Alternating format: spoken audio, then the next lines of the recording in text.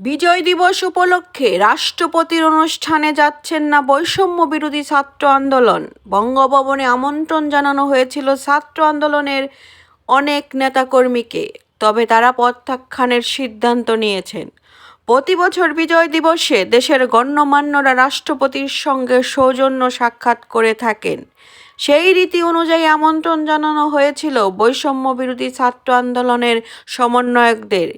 এদিকে বৈষম্য বিরোধী ছাত্র আন্দোলনের কেন্দ্রীয় নির্বাহী সদস্য এবং সমন্বয়ক ইব্রাহিম নীরব সোমবার দুপুরে রাষ্ট্রপতির পদত্যাগ চেয়ে ফেসবুকে একটি পোস্ট করেন। সেখানে তিনি রাষ্ট্রপতির আমন্ত্রণ কার্ডের একটি ছবি দিয়ে লিখেছেন, ফ্যাসিস্টদের দালাল রাষ্ট্রপতি চুপ্পুর পদত্যাগ চাই।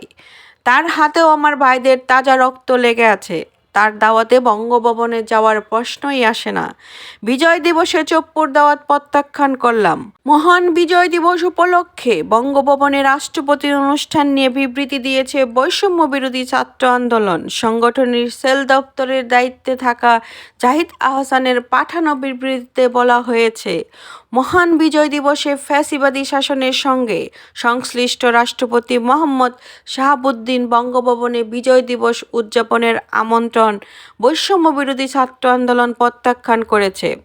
নির্বাহী কমিটির সিদ্ধান্ত অনুযায়ী বৈষম্য বিরোধী ছাত্র আন্দোলনের সঙ্গে সাংগঠনিকভাবে যুক্ত কোনো নেতাকর্মী আজ বঙ্গভবনে মহান বিজয় দিবস উদযাপনের অনুষ্ঠানে যাবে না।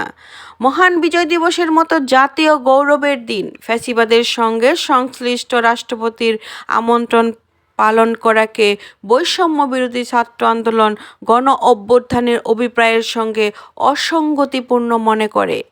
বিজয় দিবস উপলক্ষে বঙ্গভবনের অনুষ্ঠানে প্রধান উপদেষ্টা, প্রধান বিচারপতি, বিভিন্ন মন্ত্রণালয়ে দায়িত্বপ্রাপ্ত উপদেষ্টারা, বিদেশি কূটনীতিকরা এবং সরকারের উচ্চপদস্থ কর্মকর্তা সহ বিভিন্ন সংগঠনের নেতা, খেতাবপ্রাপ্ত মুক্তিযোদ্ধা সহ বিশিষ্ট ব্যক্তিদের রাষ্ট্রপতির সঙ্গে সৌজন্য সাক্ষাৎ করার কথা রয়েছে।